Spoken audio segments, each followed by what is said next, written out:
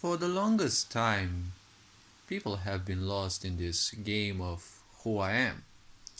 And obviously, a lot of people who want attention and are obsessed with it, and they don't have anything to do, they don't know what to do with their life, but they feel an obsession that they want to help other people because of abandonment issues.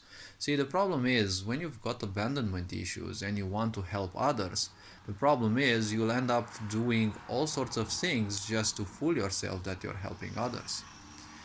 A lot of these people fall into this trap of evolvement, right? Spiritual evolvement, and they end up being fake gurus, right? They lie themselves so much that now it is their only reality. They can't be anything else than that. So they end up teaching people all sorts of things, and unfortunately, it is just pure imagination. See, many children, they ask themselves, who am I? What is it that I am? In the older civilizations, they said I am are some of the most, if not the most important words because, well, whatever comes afterwards can actually become your reality.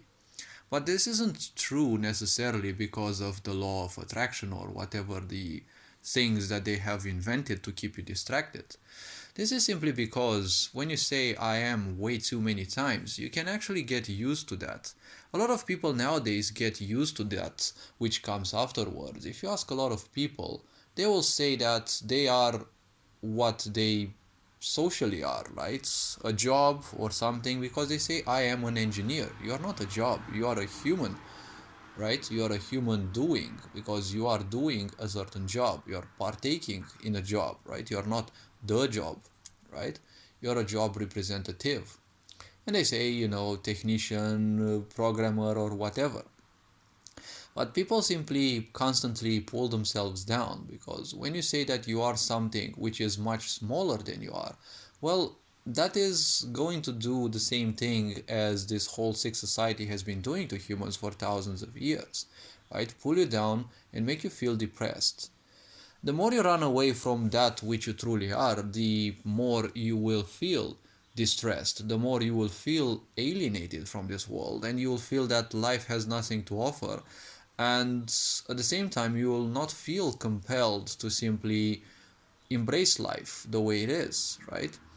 And the unexamined life is not worth living. That's why a lot of people simply constantly live in lies. They have to invent things.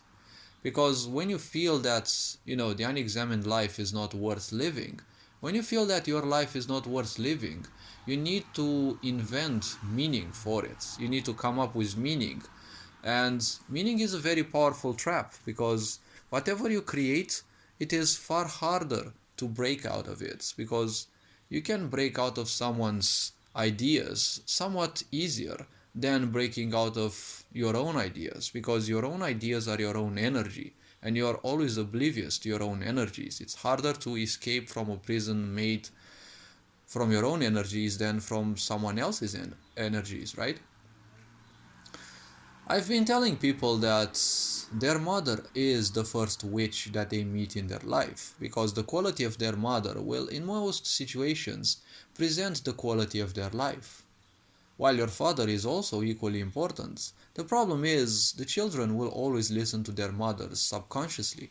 And it is enough that your mother once tells you that you're not good enough or whatever something bad, and you will live like a zombie following that as if it is your creed, as if it is the only reality that can be.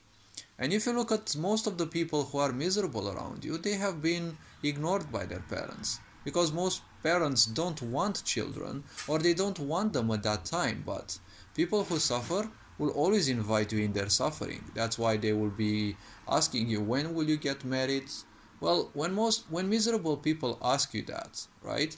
The point is they are miserable in their marriage. But obviously, instead of teaching you how to have a better marriage or a better life should you choose not to be married, most of these crab people, right, these collective hive minds misery uh, people, right, these will simply want you to suffer as well. They can be your parents, your grandparents, anyone close to you as well, right? Especially these who are the closest to you, these poison people will try to make you suffer the most because they're miserable and they're convinced that misery is the only thing, so they'll want you to suffer as well. And they will want you to get married as quick as possible, right? They will be pissing you off with the question, like it's happened in my life. They'll want you to have children because technically all they want you is to have the simple miserable life that they have because they don't know anything else, right? And in all this misery that you take from others and again, you kind of end up even more confused. And this question of who and what you are, see, this will plague you constantly. This sick society nowadays excels at giving you all sorts of fake information. History is twisted, this whole society is twisted, and nowadays science is going in all the imaginative ways. They're inventing genders for your children, they're inventing all sorts of things, they're teaching you things about the ego in psychology. Ego doesn't exist, it is just a tool of victimization, because when people are miserable, victimization is the only pseudo way out, right? It is a fake way, it is not the real way out, but there needs to be something to be blamed so that you feel a psychological relief, right? When you do that, see, they will tell you that there is this ego. Now the ego is to be blamed for literally all your misfortunes and all your problems. Then they will tell you that there is the superego. Then they're teaching you about all sorts of things that they have imagined because, well, the people who have been creating religion and the such, they were too stupid to know anything and too insensitive to know anything about life. Nowadays, after hundreds of years of Christian repression, they're still teaching you useless things about the soul. Now the woke agenda comes in and says, well, you know, the reptilians have no soul, but you have a soul, right? You have to feel proud about this. And then they tell you that there is also an oversoul and all sorts of these twisted ideas that have no aspect, they have no root in reality. They're just imagination. But to ignorant, miserable people, which in most, actually in all situations, it is a pleonasm, well, to these people it sounds good because they feel that they are becoming enlightened by learning more things, even if those things are completely useless and false. And at the same time, they feel that they are becoming more and more in tune with some other people, because whoever teaches you something, well, there is a bond that is being formed. As I said, unfortunately, the quality of most teachers in this world is very low. 80% of what they're teaching you is their fears, right? So a lot of people, in order to teach you, but they don't teach you, they program you to be a slave of their agenda. They teach it in such a way that you must be afraid of doing anything else than that. Remember that school also functions the same, right? Most of the teachers also function like that, right? The old teachers. If you do anything else than this, it is bad, right? It is wrong. Be afraid of failure, because failure is the greatest teacher.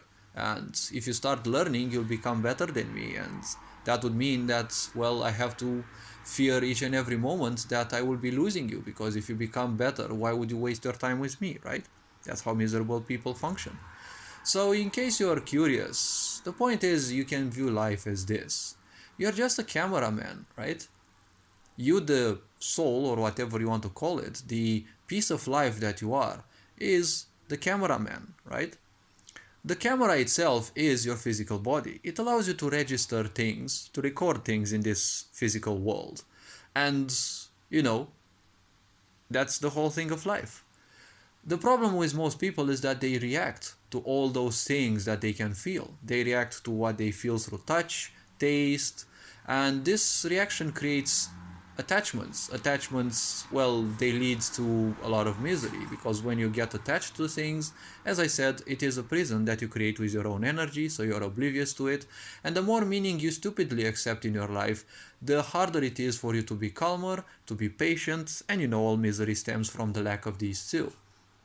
And then the question will keep popping up. Who you are when you have all these contorted ideas in your mind. Simply detach yourself from those and you'll see you're nothing else but a cameraman. Hopefully this video raised a bit of an awareness. You are appreciated. Take care. See you next time. Ferencan Board signing out.